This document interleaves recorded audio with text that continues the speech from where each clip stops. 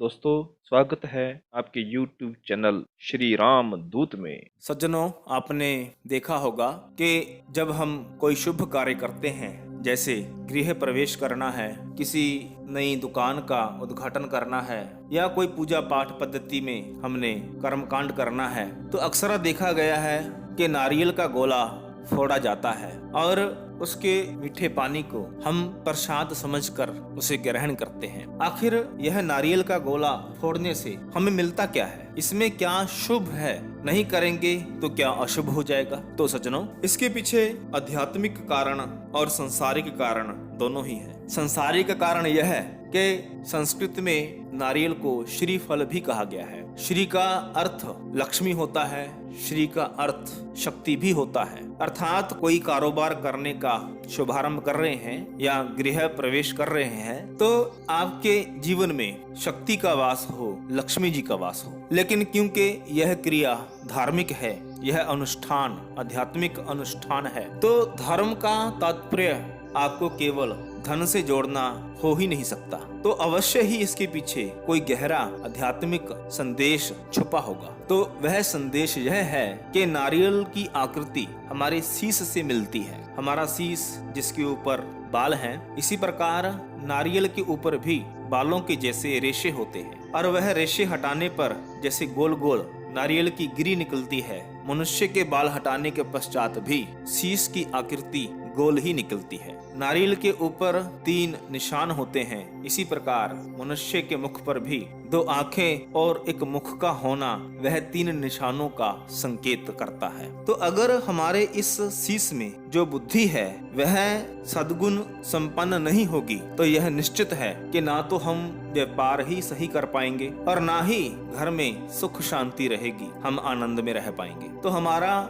दुकान करना अथवा गृह प्रवेश करना सब असफल हो जाएगा। तो नारियल के गोले का फोड़ना क्या संकेत है? अगर हम शुभ कार्य करने से पहले, उन्नति पूर्वक कार्य करने से पहले इसको फोड़ दें, क्योंकि कुविचार इस मस्तिष्क से हमने निकाल डाले और सुविचारों से सुसज्जित होकर जब हम घर में वास करेंगे या व्यापार करेंगे तो निश्चित है कि आपके पास लक्ष्मी जी का वास होना ही होना है, शक्ति का वास होना ही होना है। नारियल फोड़ने के पीछे यह संकेत था। अब क्योंकि उसके भीतर जो उसका जल है, मीठा पानी, उसको हम प्रसाद रूप में ग्रहण करते हैं, तो इसके पीछे अर्थ यह है कि जब हमारी बुद्धि पापों से रहित हो गई तो पीछे कौन सा रस बचा? तो पीछे अमृत ही शेष रहता है और अमृत सभी बांट करके पीते हैं, क्योंकि यही कल्याणकारी है। सज्जनों, नारियल फोड़ने के पीछे यही एक आध्यात्मिक कारण है। फिर आपने देखा होगा कि नारियल को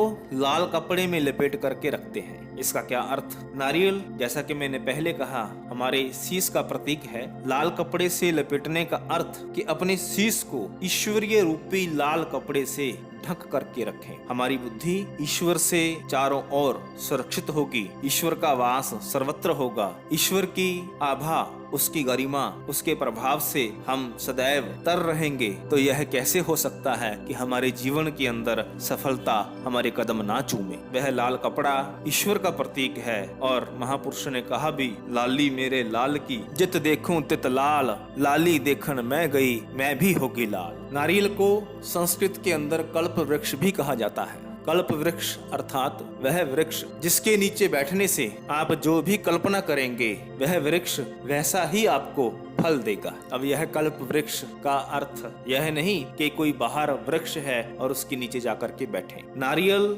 अर्थात हमारी बुद्धि, हमारा शीश, यह कल्प वृक्ष है। अब इसमें से आप जो सोचेंगे आपको वैसा ही फल मिलना है। आप अच्छा सोचेंगे तो आपको अच्छा फल मिलेगा और अगर आप मलिन विचार, अशुभ विचार उनको धारण करेंगे तो कहने की आवश्यकता नहीं कि हमारा अहित ही होना है। इसलिए सज्जनों, आवश्यकता केवल नारियल फोड़ने की नहीं है, आवश्यकता है कि हमारे शीश रूपी नारियल के भीतर जो विष है, कड़वाहट है, शुद्धता है, हम उसको फोड़ें। क्योंकि समाज के अंदर व्यक्ति नुकसान नहीं करता, व्यक्ति के विचार नुकसान करते हैं। और महापुरुषों का आगमन होता ही इसलिए है कि वे प्रभु के नाम रूपी सिमरन से हमारी कुबुद्धि का नाश करके इसमें सुबुद्धि का वास करवाएं। इसलिए छोटी छोटी घटनाओं से, कर्मकांडों से, धार्मिक अनुष्ठानों के माध्यम से महापुरुष हमेशा यह संदेश देने में तत्पर रहते हैं कि कहीं ना कहीं, कैसे न कैसे कोई व्यक्ति ईश्वर की ओर मुड़े, उन्नति की ओर जाए, सन्मार्ग का अनुसरण करे। सज्जनों, डाल पे कांटे तो अधिक होते हैं लेकिन फूल एक होता है, और भगवान के श्री चरणों में वह अनेक कांटे नहीं चढ़ते, बल्कि वह एक सुंदर फूल उसे ही चढ़ाया जाता है। तो हम बहुत कुछ बनने की बजाय कांटों की तरह चुभने का या कठोर होने का उपहास क्यों झेलें? क्यों ना हम प्रेम से, श्रद्धा से, सद्भावना से परिपूर्ण हो फूल की मानिंद बने। हमें सड़क के इर्द गिर्द अनाथ कांटों की तरह हताश होकर पड़े नहीं रहना, बल्कि एक पुष्प की भांति भगवान के श्री चरणों में अर्पित होना है। यही जीवन की सफलता है और यही जीवन का उद्देश्य है। सज्जनों, यह है प्रेरक प्रसंग। अगर अच्छा लगा हो तो कृपया वीडियो को लाइक करें, शेयर करें, कमेंट बॉक्स में जय श्री राम अवश्य लिखें और हमारे यूट्यूब चैनल श्री राम दूत को सब्सक्राइब अवश्य करें, बेल आइकॉन दबाते हुए। धन्यवाद। जय श्री राम।